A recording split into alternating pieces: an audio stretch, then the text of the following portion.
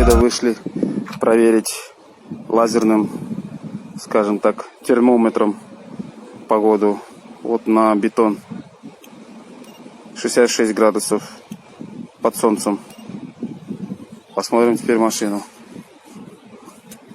Машина 73 градуса. Внутри